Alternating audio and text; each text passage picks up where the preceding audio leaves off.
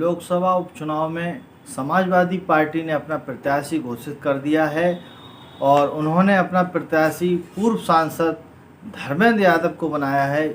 उन्होंने कल नामांकन पत्र दाखिल किया। वहीं भारतीय जनता पार्टी ने अपना प्रत्याशी दिनेश लाल उर्फ निरहुआ को बनाया है, जो 2019 के लोकसभा चुनाव में अखिलेश यादव के पराजित हुए थे और जिसमें लगभग 2.5 लाख वोटों से वो पराजित हुए थे। जिस तरीके से वो चर्चा में रहे थे, उन्होंने एक बयान दिया था, मैं विधि के लेख को मिटा सकता हूं। कहा कि आप ईश्वर के लिखे को मिटा सकते हैं। पैदा ही नहीं हुआ हराने वाला। आपने कहा आपको हराने वाला पैदा नहीं हुआ, तो कम मैंने नहीं कहा, रामधारी सिंह दिनकर जी ने कहा है। पढ़िए रामधारी सिंह दिनकर जी को पढ़िए। रामधारी सिंह दिनकर मेरे जिले के थे, मैं रामधारी सिंह दिनकर को जानता हूं, लेकिन रामधारी सिंह दिनकर आजमगढ़ में चुनाव लड़ते हुए ऐसे ऐलान नहीं कर रहे थे निरहुआ।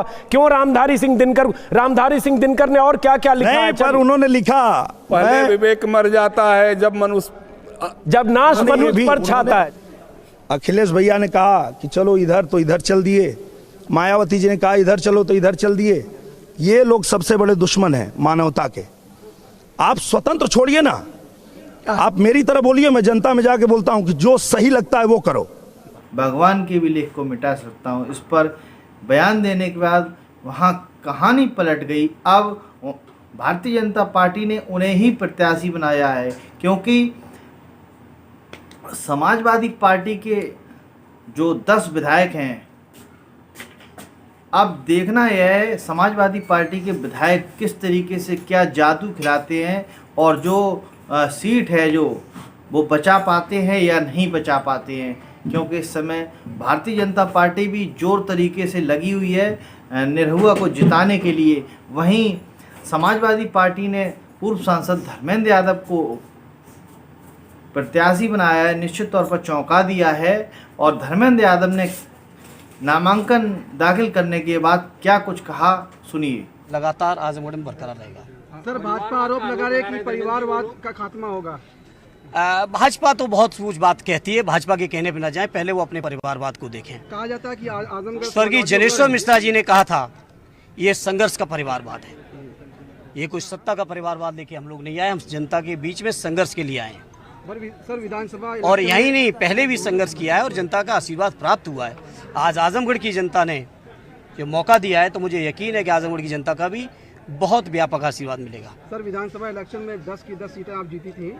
ये लोकसभा उपचुनाव हो रहा है, क्या रहेगा चैलेंज आपका? मुझे पूरा यकीन है कि आजमगढ़ के लोगों ने, जैसा मैंने कहा, कि हमेशा समाजवादी ताकतों को मौका दिया है। इस उपचुनाव में भी ऐतिहासिक तौर पर समाजवादी पार्टी को लोग ताकत देंगे।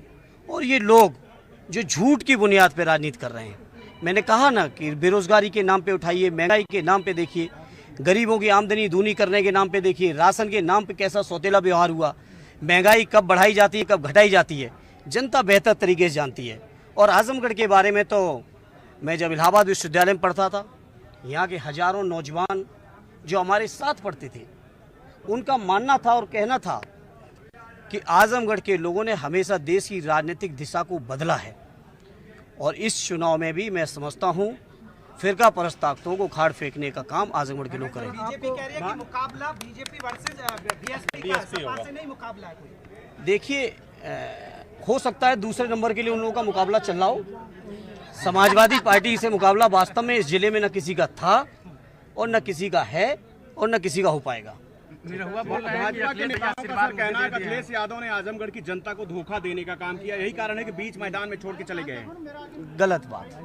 पूरे उत्तर प्रदेश के गरीबों, किसानों, नौजवानों, बुनकरों के, बेरोजगारों की उत्तर प्रदेश की विधानसभा के अंदर एक मजबूत आवाज के तौर पे, विपक्ष के नेता के तौर पर जब वो विधानसभा में चुन के गए, और आजमगढ़ के लोगों की भी चाहे थे, आजमगढ़ के लोगों ने भी इस बात की इच्छा जाहिर की थी कि भारतीय जनता पार्टी की इस सरकार का विधानसभा में मुंहतोड़ जवाब देने के लिए, कड़ा मुकाबला करने के लिए विधानसभा में रहिए। और आदरणीय राष्ट्रीय अध्यक्ष जी के उत्तर प्रदेश की विधानसभा में रहने का आपने पिछले सत्र में परिणाम देख लिया होगा।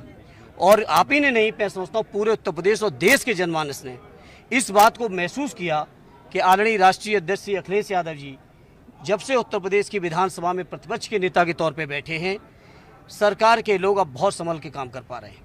सर आपको प्रत्याशी बनाया गया है, काफी देर हुई प्रत्याशी की घोषणा करने में, कारण क्या रहा? कोई कारण नहीं, पार्टी का फैसला है। पार्टी का फैसला। धर्मेंद्र जी का डेरा आजमगढ़ में रहेगा या अखिलेश यादव जी तरह लखनऊ? नहीं, हमारा ऐसा कुछ भी नहीं रहेगा। आजमगढ़ की जनता ने जो लाड़ दुलार सम्मान यहाँ की जनता ने दिया है, हम लोग जीवन पर्यंत भी सेवा करेंगे, तो आजमगढ़ के लोगों से कर्ज से कभी मुक्त नहीं हो सकते।